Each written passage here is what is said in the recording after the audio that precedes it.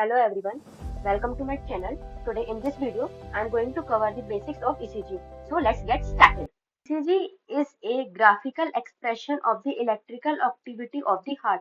Electrical activity of the heart means what is all the electrical activity generated or started from the SA node, then it is forward through the internodal fibers to the AV node, then via AV node, this electrical activity is further transmitted by bundle of hairs to the left and right ventral branch simultaneously, then through Purkinje fibers into the ventricular.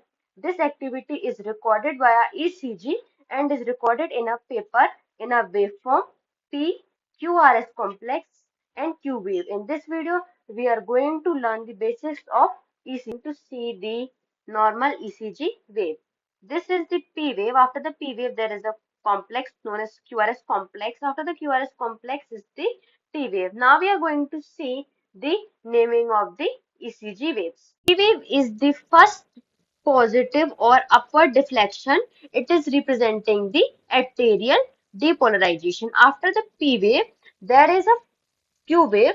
Q wave is the first downward deflection after the or following the P wave. Q wave is the first downward deflection following the P wave. Then R wave is the first upward deflection in the complex and S wave is the first downward deflection which is following the R wave. Then T wave is the next wave after the QRS complex representing the ventricular repolarization. Now, coming to the individual waves of the ECG, here comes a P wave. What is P wave? P wave is representing arterial depolarization. In arterial depolarization, the impulse is spreading from acidoid to the myocardium of the atrium through via gap junction and whole atria is undergoing depolarization. P wave. Then after P wave, there is a PR interval. PR interval starts from the beginning of the P wave to the beginning of the QRS complex and it represents the AV nodal conduction. PR interval representing the AV nodal conduction. Now after PR interval comes the PR segment. PR segment starts from the end of the P wave to the beginning of the QRS complex and PR segment is representing the signal conduction from SA node to AV node. Signal conduction from SA node to AV node. Now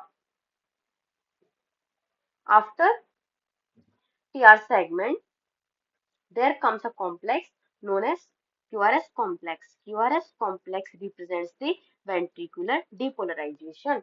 In a QRS complex, the Q wave represents the ventricular septal depolarization. Ventricular septal, this is ventricular septum and Q wave is representing the ventricular septal depolarization.